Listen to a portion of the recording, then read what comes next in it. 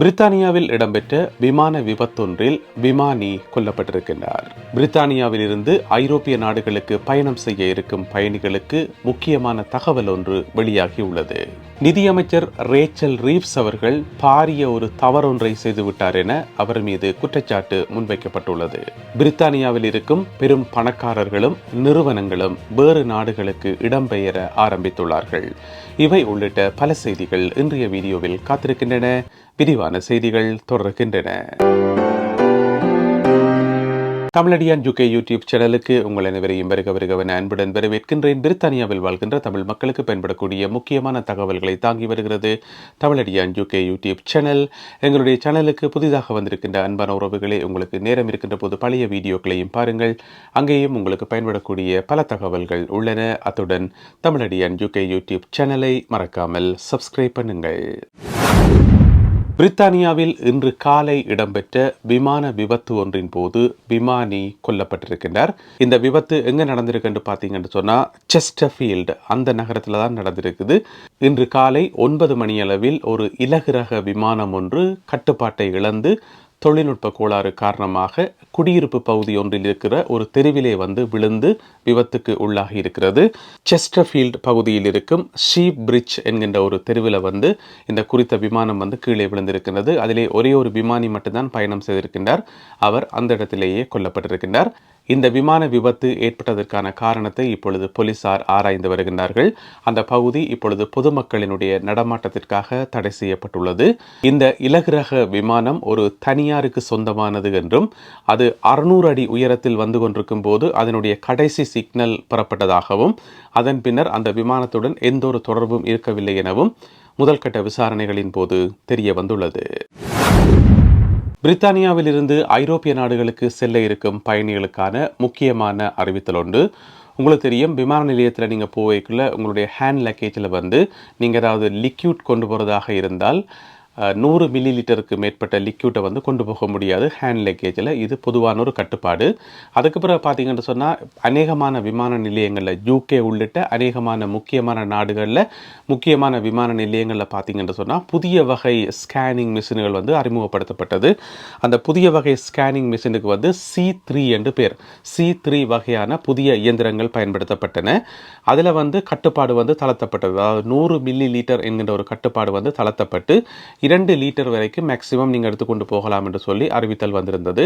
ஆனால் இந்த குறிப்பிட்ட இந்த மெஷினில் தொழில்நுட்ப கோளாறு காரணமாக UKயில் இருக்கிற அநேகமான விமான நிலையங்களில் அது நிறுத்தப்பட்டது. மறுபடியும் 100 மில்லி லிட்டர் என்கின்ற ஒரு கட்டுப்பாடு கொண்டு வரப்பட்டது. இந்த செய்திகள் எல்லாம் நீங்கள் கேள்விப்பட்டிருப்பீங்கள். இப்போ அதே மாதிரியான ஒரு பிரச்சனை பல ஐரோப்பிய நாடுகளில் இருக்கிற முக்கியமான விமான நிலையங்களுக்கு வந்திருக்குதாம். நீங்கள் 100 மில்லி லிட்டருக்கு அதிகமான லிக்யூட்டை ஹேண்ட் லக்கேஜில் கொண்டு போக முடியாது. இந்த அறிவித்தலை விடுத்திருக்கிறதாரு பார்த்தீங்கன்னு சொன்னால் ACI எனப்படும் ஏர்போர்ட்ஸ் கவுன்சில் இன்டர்நேஷனல் அந்த ஒரு அமைப்பு தான் பிரித்தானியாவில் இருக்கிற பயணிகளுக்கு இந்த முக்கியமான அறிவிப்பை வெளியிட்டுள்ளது. சரே பகுதியில் இருக்கும் வீடொன்றிலிருந்து ஒரு ஆணினுடைய சடலமும் 3 சிறுவர்களுடைய சடலமும் நேற்று மீட்கப்பட்டுள்ளன. மொத்தமாக 4 பேர் இந்த சம்பவத்திலே உயிரிழந்திருக்கிறார்கள்.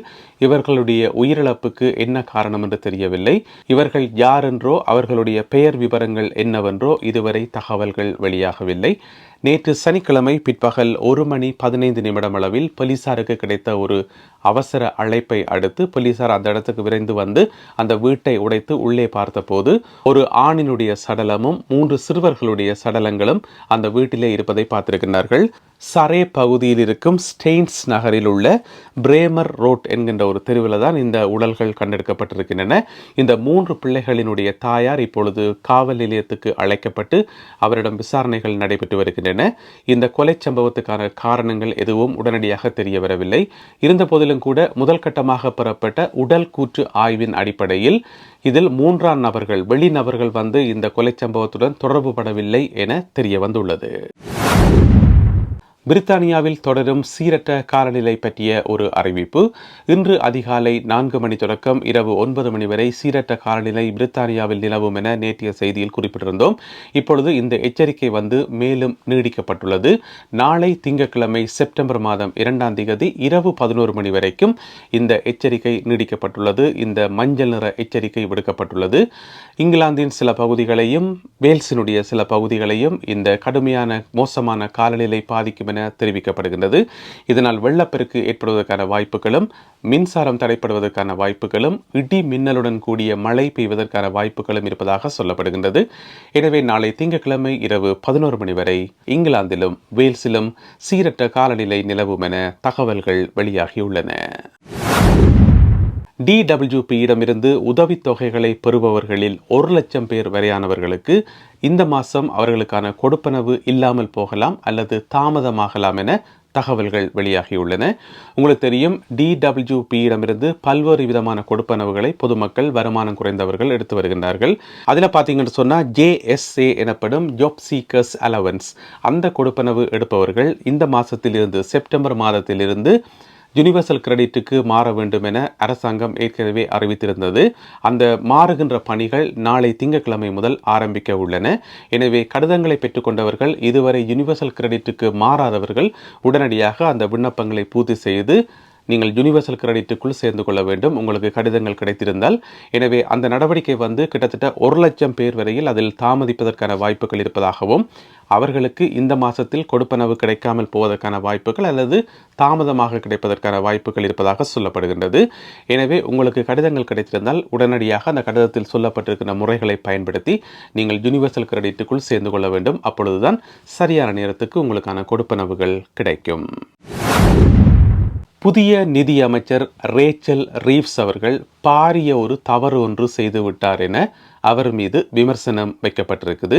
இந்த விமர்சனத்தை வச்சவர் யாருன்னு பார்த்தீங்கன்னு சொன்னால், லிபரல் டெமோக்ராட் கட்சியினுடைய தலைவர் சர் எட்விட் டேவி அவர்கள். சர் எட்விட் டேவி அவர்கள் சொல்கிறார் என்னென்னு சொன்னால், புதிய நிதியமைச்சர் பதவியேற்ற சில நாட்களிலேயே பாரிய ஒரு தவறை செய்திருக்கின்றார். அதாவது விண்டர் ஃபியூவல் பேமெண்ட்டை அவர் கட் பண்ணியிருக்கிறார். அவருடைய புதிய திருத்தங்களின் அடிப்படையில் அரசாங்கத்தினுடைய நிதி போதாமல் இருப்பதன் காரணமாக இப்பொழுது விண்டர் ஃபியூவல் பேமெண்ட் நிறுத்தப்பட்டிருக்கிறது. இதில் கிட்டத்தட்ட 10 மில்லியன் பென்ஷன் எடுப்பவர்களில் 10 மில்லியன் பேருக்கு இந்த கொடுப்பனவு, விண்டர் ஃபியூவல் பேமெண்ட் கொடுப்பனவு நிறுத்தப்பட்டிருக்குது.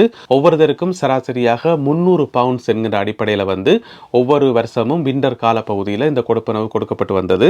இப்பொழுது 10 மில்லியன் பேருக்கு அந்த கொடுப்பனவு நிறுத்தப்பட்டிருப்பது அரசாங்கம் வெளியிட்ட முதலாவது ஒரு முக்கியமான அறிவிப்பாக பார்க்கப்படுகின்றது. எனவே அது ஒரு மிகப்பெரிய தவறு என்றும், அந்த தவறை திருத்திக் கொள்வதற்கு இன்னமும் அவருக்கு கால அவகாசம் இருக்கு சொல்லியும் லிபரல் டெமோக்ராட் கட்சியினுடைய தலைவர் சர் எட்வர்ட் டேவி அவர்கள் குறிப்பிட்டிருக்கின்றார். எனவே லிபரல் டெமோக்ராட் கட்சியினுடைய விமர்சனத்தை ஏற்று அரசாங்கம் இந்த விஷயத்தை மீளப்பெறுமா இல்லையா என்பதை பொறுத்திருந்து பார்ப்போம். பிரித்தானியாவில் வாழும் பெரும் பணக்காரர்களும் நிறுவனங்களும் பிரித்தானியாவிலிருந்து இடம்பெயர்ந்து வேறு நாடுகளுக்கு செல்ல ஆரம்பித்திருப்பதாக அதிர்ச்சிகரமான தகவல் ஒன்று வெளியாகியுள்ளது. உங்களுக்கு தெரியும், அக்டோபர் மாதம் 30ஆம் தேதி பாராளுமன்றத்தில் புதிய அரசாங்கத்தினுடைய புதிய வரவு செலவு திட்டம் சமர்ப்பிக்கப்பட இருக்கிறது. இந்த வரவு செலவு திட்டம் ஒரு பெயின்ஃபுல்லாக, வலி நிறைந்ததாக இருக்கும் என ஏற்கனவே பிரதமர் அவர்கள் அறிவித்திருக்கின்றார். ஒரு கடினமான காலம் ஒன்றை எதிர்கொள்ள தயாராக இருங்கள் என நிதியமைச்சர் ஏற்கனவே அறிவித்திருக்கின்றார். இப்படி அரசாங்கத்தில் இருக்கின்ற ஒவ்வொருத்தருமே வர இருக்கின்ற பட்ஜெட்டை பற்றி ஒவ்வொரு விதமான கருத்துக்களை, அச்சமூட்டுகின்ற கருத்துக்களை சொல்லி வருகின்றார்கள். எனவே இது பெரிய பெரிய கம்பெனிகளுக்கும் பெரிய பெரிய பணக்காரர்களுக்கும் கண்டிப்பாக ஒரு பாதிப்பை ஏற்படுத்தும். ஏனென்று சொன்னால், வரிகள் சம்பந்தமாக அரசாங்கம் சில புதிய நடைமுறைகளை கொண்டு வர இருக்கின்றது. எப்போவுமே லேபர் அரசாங்கம் எடுக்கிற தீர்மானங்கள் சாதாரண தொழிலாளர்களை விடவும் முதலாளிகளையும் நிறுவனங்களையும் தான் அதிகமாக பாதிக்கும். அவர்கள் தான் அதிக அளவு டேக்ஸ் கட்ட வேண்டியிருக்கும். எனவே இந்த ஒரு ஆபத்தை எதிர்கொள்வதற்காக இப்பொழுது பிரித்தானியாவில் இருக்கின்ற பெரிய பணக்காரர்கள், தொழில் முனைவர்கள் மற்றும் நிறுவனங்கள் ஆகியவை வேறு நாடுகளுக்கு புலம்பெயர்ந்து வருவதாக டெலிகிராஃப் பத்திரிகை மிக நீண்ட ஒரு அறிக்கையை வெளியிட்டுள்ளது. அதில் வந்து பார்த்தீங்கன்னு சொன்னால் இத்தாலி, சுவிட்சர்லாந்து மற்றும் துபாய் போன்ற இடங்களுக்கு இவர்கள் இடம்பெயர்ந்து செல்வதாகவும் அங்கே அவர்களுக்கான வியாபாரத்துக்கான வாய்ப்புகள் அதிகமாக இருப்பதாகவும் அவர்களுடைய சொத்துக்களை பாதுகாப்பதற்கான வாய்ப்புகள் அந்தந்த நாடுகளில் அதிகமாக இருப்பதாகவும் அவர்கள் கருதுகிறார்களாம். எனவே பல நிறுவனங்களும் பல இண்டிவிஜுவலான பணக்காரர்களும் இப்பொழுது பிரித்தானியாவிலிருந்து வேறு நாடுகளுக்கு புலம்பெயர்ந்து வருவதாக டெலிகிராஃப் பத்திரிகை தகவல் வெளியிட்டுள்ளது. நல்லது அன்பான உறவுகளே, இன்றைக்கு அவ்வளவுதான் செய்திகள். இந்த செய்திகள் உங்களுக்கு பிரயோசனமாக இருந்திருக்கும் என நம்புகின்றேன். அப்படி பிரயோசனமாக இருந்தால் இந்த வீடியோக்கு ஒரு லைக் போடுங்க. இந்த வீடியோவை உங்களுடைய உறவினர் நண்பர்களுக்கு ஷேர் பண்ணுங்க. மீண்டும் மற்றும் ஒரு வீடியோவில் உங்களை சந்திக்கின்றேன். அதுவரை நன்றி, வணக்கம்.